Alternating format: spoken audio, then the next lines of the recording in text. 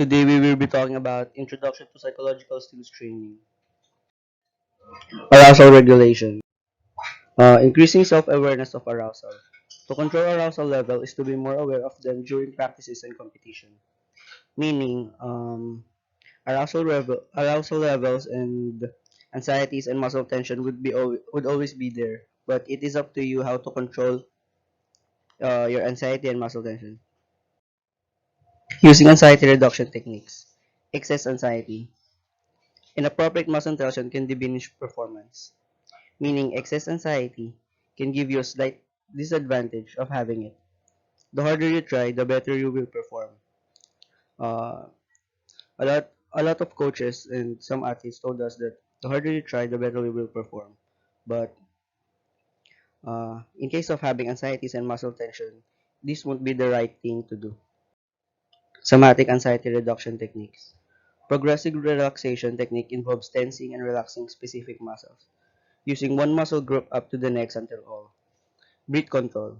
It is the way key to achieving relaxation. It is one of the most effective ways uh, of somatic anxiety reduction techniques. Biofeedback teaches people to control physiological or autonomic. Cognitive anxiety reduction techniques. Relaxing the mind will turn relax the body. Relaxation response teaches you to quiet the mind, concentrate, and reduce muscle tension. It has four elements. You should be in a quiet place, a comfortable position, mental device, and passive attitude. Autogenic training consists of series of exercises that produce sensations.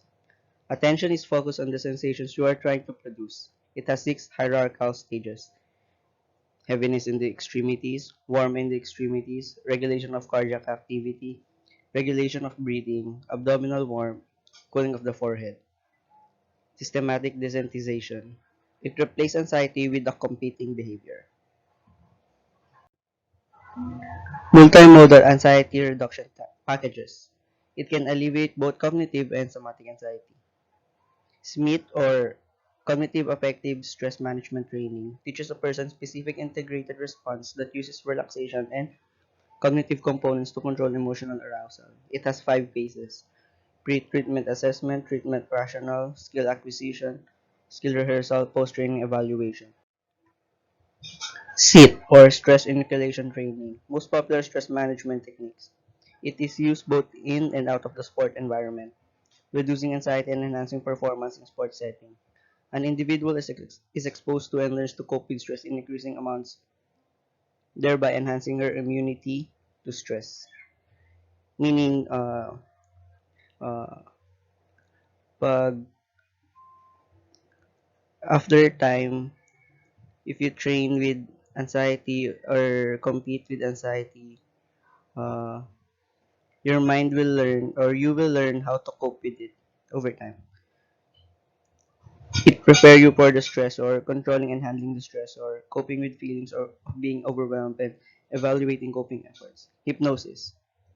It is the controversial and misunderstood technique for reducing anxiety. It is the altered state of consciousness. Stages of a hypnosis intervention: induction phase, hypnotic phase, and waking phase. Coping with adversity. Athletes should learn a broad spectrum of coping strategies to use in different situations and for different sources of stress. Coping, a process of constantly changing cognitive and behavioral efforts to manage specific external and or internal demands or conflicts appraised as taxing or exceeding one's resources. There are two types of there are two categories of coping. One is problem focused and emotion focused coping. Problem focused coping involves efforts to alter or to manage the problem. Emotion focused coping regulates the emotional responses to the problem that causes stress for the individual. There's also a third category of coping, also known as social support coping, or uh, a way of coping where uh, you ask for other people's help outside of as it could be your team, friends outside of the team, or maybe relatives. Resiliency, bouncing back from adversity. Experiences of adversity is strengthen resilient qualities such as self-esteem and self-efficacy. Here are some ways coping strategies that elite athletes use.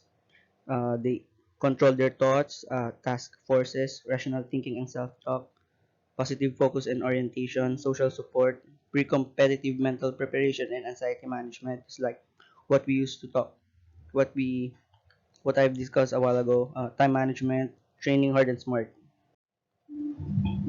Anecdotal tips for coping with stress. You should smile when you feel tension coming on. And what your coaches tell you to have fun and enjoy the situation. Set up stressful situations in practice. Slow down and take your time. Stay focused and on the present. Come prepared with a good game plan. Coping strategies used by world-class coaches. Structuring and planning, psychological skill support, destruction, experience and learning, maintaining positive coach-athletes relationship. That will be all. Thank you. Viva Mapua. Good evening, everyone. The topic that assigned to me is the imagery. Imagery is actually of a form of simulation. It is similar to a real sensory experience, but the entire experience occurs in the mind.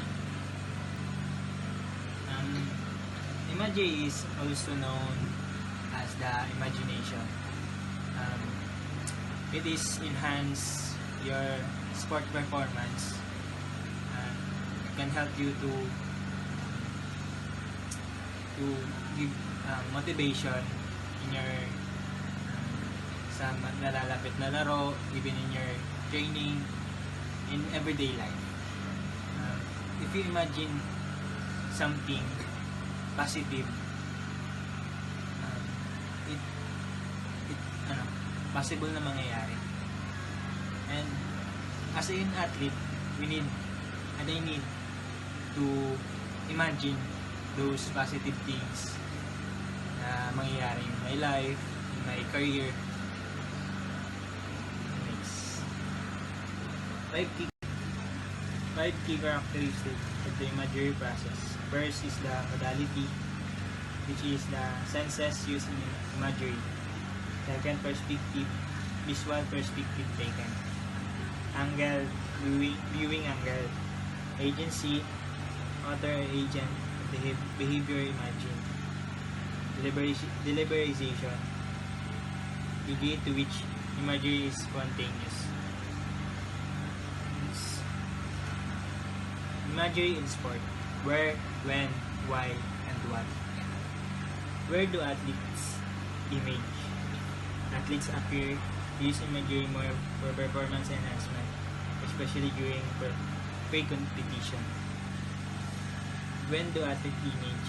Athletes use imagery before and after practice, outside practice, and before, during, or after competition. Why do athletes image? Motivational, imagining oneself winning event or receiving a medal. Imagining performing successfully. What do athletes image? Surroundings. Imagining competition surroundings. Imagining competition.